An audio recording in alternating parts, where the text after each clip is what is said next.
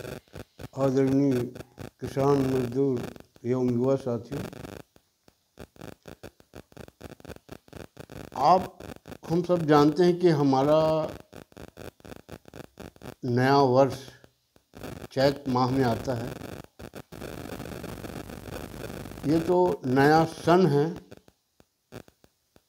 इसलिए मैं नए सन का आपको, किसान मजदूर युवा साथियों को, साथ ही अपने प्रदेश सरकार के मुख्यमंत्री सहित उनके मंत्रिमंडल के सभी सदस्यों को, प्रदेश के संगठन पदाधिकारियों को बहुत बहुत बधाई देता हूं और प्रदेश सरकार से, प्रदेश के संगठन पदाधिकारियों से निवेदन करता हूं कि प्रदेश में अब किसी के साथ अन्याय, अत्याचार और भ्रष्टाचार न हो, अनावश्यक लोग सताए न जाएं, दोषी छोड़े न जाएं। ये मैं अपने प्रदेश सरकार से, जनता की ओर से मांग कर रहा हूं।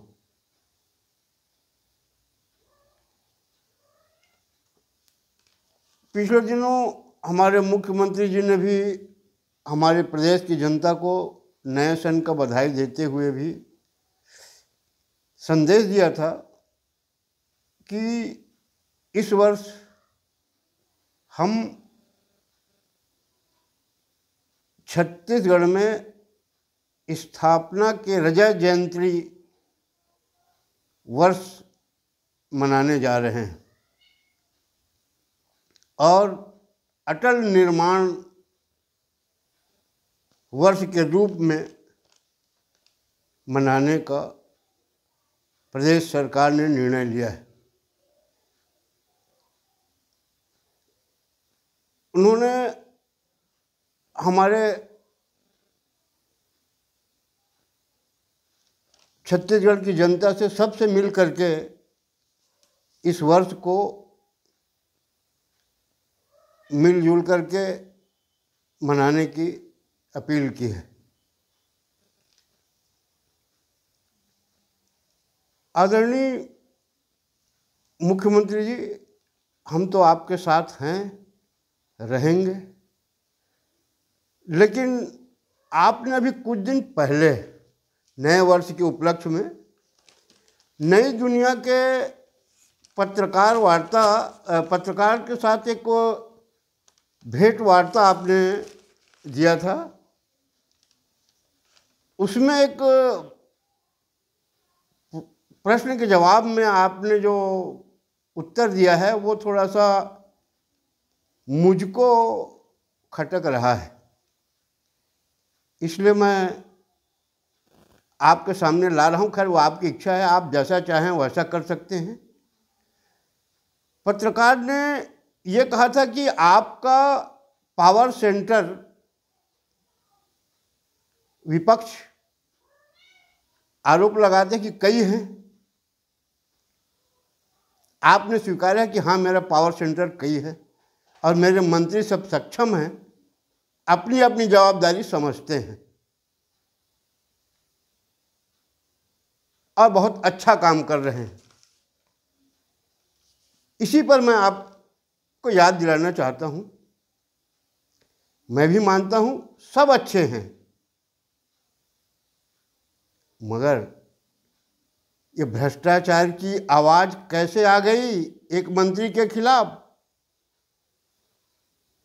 दूसरे के खिलाफ ये आ रहा है कि वो संविदा नियुक्त में 5 से 7 लाख ले रहा है। एक मंत्री के खिलाफ आवाज है कि वो अन्याय, अत्याचार, भ्रष्टाचार को बढ़ावा दे रहा है। साहब जी, खैर, आप कैसे अपनी सरकार चलाएंगे आप जानिए, मगर साल भर में जो इनकम बेंसी पैदा हुआ ना, उसके लिए ये कई पावर सेंटर जो आप छोड़ के रखे हो, आप खोल के रखे हो, यही कारण है। और कांग्रेस का उदाहरण देना उचित नहीं है, क्योंकि भाजपा अगर उस पैटर्न में चल रही है, कांग्रेस के पैटर्न में, इसका दूसरा रूप है ये। वहां एक सेंटर था, इसलिए अगला मंत्री फंस रहा है। अब यहां तो अलग अलग सेंटर होने के कारण जनता तकलीफ पा रही है। मंत्री खुशहाल है, विधायक आपके बहुत खुश हैं, ये बात से हम सहमत हैं। जनता पे क्या गुजर रही है, इसका कौन ध्यान दे? अभी आज चुनाव करा दीजिए आप विधानसभा का, सत्ता चली जाएगी। मैं बढ़ के बात नहीं कर रहा हूँ, क्योंकि आप सत्ता में हैं तो आपके जो खुफिया रिपोर्ट आपको क्या दे रहा है मैं तो नहीं कह सकता, मगर मैं तो मोदी जी को चाहता हूँ, इसलिए मैं आपको सही जानकारी दे रहा हूँ। अब मेरी बात मत मानिए, आप कंफर्म कराइए इस बात को कि एक मंत्री जो है हर तहसील में, हर जिले में अपना आदमी छोड़ के रखा है कि किसी का ट्रांसफ़र अगर कराना है इस विभाग का तो इतना पैसा लगेगा, और रेट लेके घूम रहा है, रेट लिस्ट लेकर उसके कार्यकर्ता घूम रहे हैं। एक जने संविदा नियुक्त कर रहा है 5-7 लाख रुपया में, गांव तक खबर आ रही। भाई आप थोड़ा इस पर ध्यान दीजिए। खैर आप जैसा चलाएं, आपकी इच्छा है, हमको उसमें कुछ कहना नहीं है। दुख इसी बात का होगा कि अगले 5 साल बाद क्या होगा, बस। अगर आप प्रदेश के संगठन के लोग भी ध्यान नहीं देते, वो भी अपने आप में खुश है क्योंकि सत्ता आ गया। सत्ता आते जाते रहता है, इसको कायम रखिए। आप पिछले वीडियो में बताया था ना कि एक प्रदेश भाजपा का अध्यक्ष तमिलनाडु में सत्ता लाने के लिए कोड़ा मार रहे हैं अपने आप को। आप बचाने के लिए तो कुछ करिए।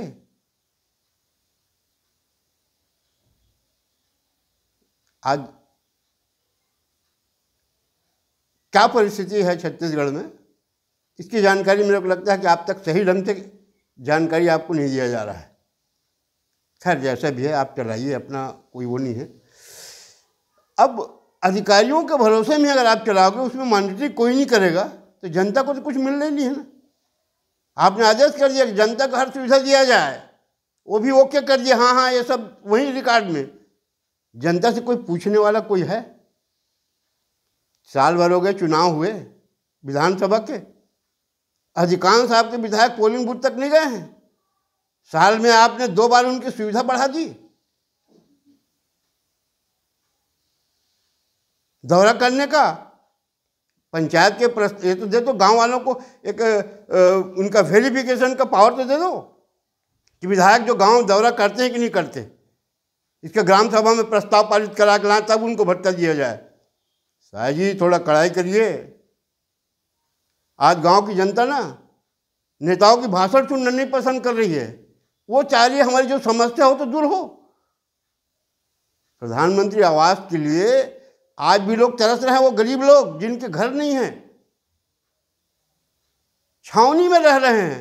कोई विधायक, कोई आपका पार्टी कार्यकर्ता वहाँ है, एक से एक लोग हैं, मगर अपने ही गांव में पूछने नहीं जा रहे हैं, क्योंकि शायद वो देने के लायक नहीं है। आप दीनदयाल जी की भाषण में बहुत अच्छी तारीफ कर लीजिए, अटल जी का कर लीजिए, मोदी जी का कर दीजिए, मगर गांव में शासन कुशल लोगों को नहीं मिल रहा है। इसकी जांच के लिए कौन जाएगा? किसी को फुर्सत नहीं, सब अपने अपने में लगे हैं कि भैया पता नहीं अगला में क्या होगा, ऐसा लग रहा है मेरे को। खैर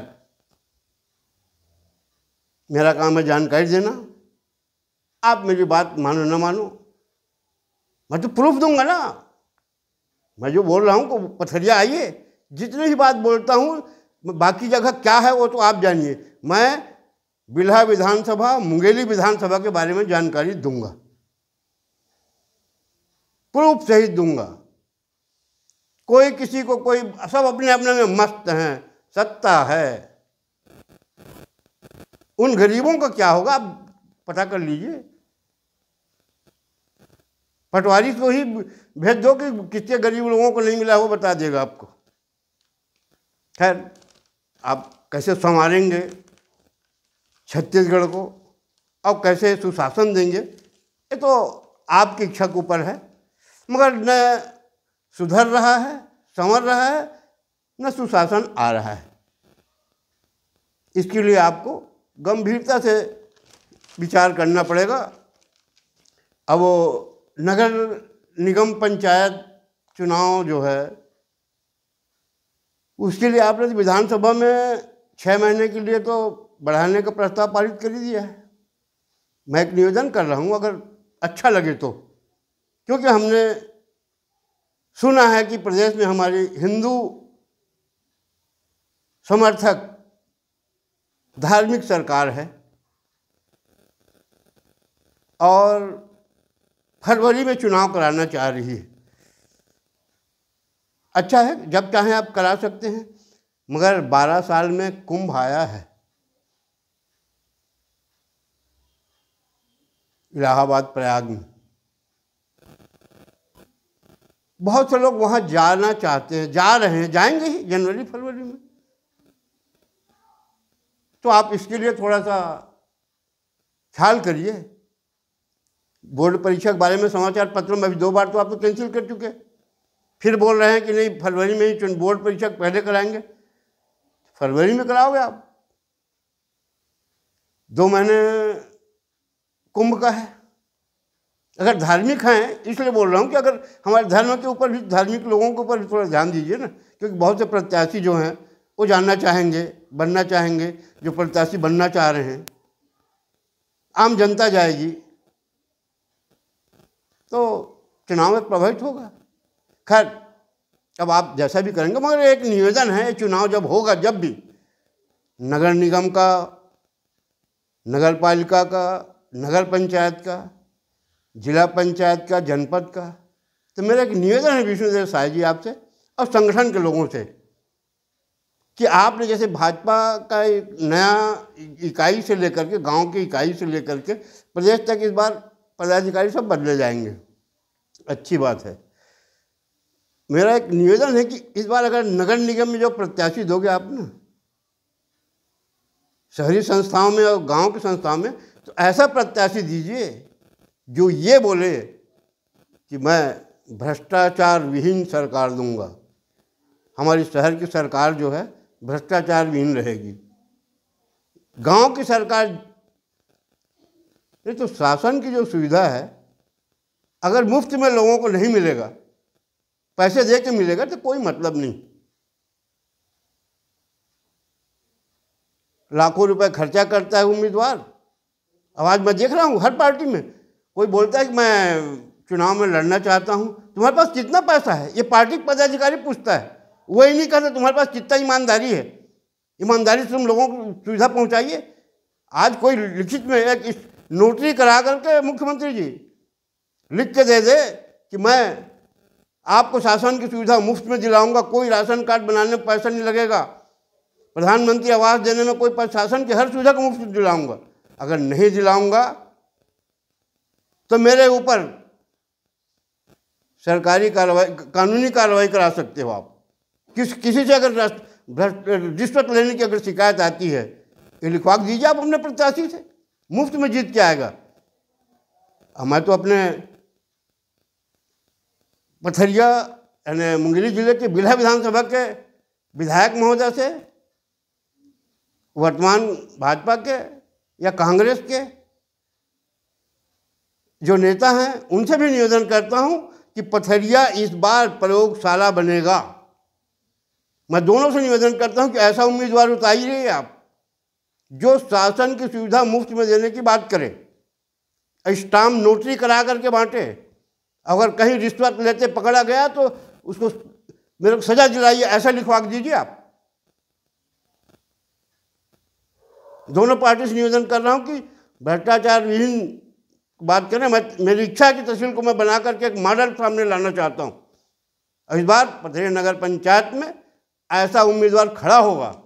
मैं जनता से निवेदन कर चुका हूं, कोई लेन देन करके कोई नहीं, क्योंकि वहाँ देखिए ना 2.5 करोड़ रुपए शौचालय का खा गए, 5 करोड़ तालाब सौंदर्यीकरण का खा गए। वहाँ के विधायक मौन हैं, दूसरे जगह का प्रश्न उठाता है विधानसभा में, वहाँ का नहीं, वो नहीं जानता वहाँ क्या हो रहा है, कैसा हो रहा है। इसलिए शायद जी मैं आपसे निवेदन करता हूँ कि अगर भ्रष्टाचार विहीन छत्तीसगढ़ को बनाना है तो ऐसे उम्मीदवारों को आप उतारिए, तभी अगले 5 साल के बाद जो चुनाव होने वाला है ना, 4 साल बाद, उसमें आपकी स्थिति बहुत मजबूत हो जाएगी। और लेन देन करके जो दिला रहे हैं, दे रहे हैं ना, इससे कोई फर्क नहीं पड़ेगा, वो जिंदगी भर से चलता ही रहेगा। खैर, आपकी सरकार है, आप कैसा चलाना चाहेंगे आप जानिए, आपका काम जानिए, मगर मेरा तो इस बार पथरिया में ये स्थिति लाऊंगा ही मैं कि भ्रष्टाचार विहीन तहसील बने और ऐसे ही उम्मीदवार नगर पंचायत में कम से कम खड़ा करूंगा। इतना कह के मैं अपने वाणी विराम देता हूँ। धन्यवाद। जय हिंद।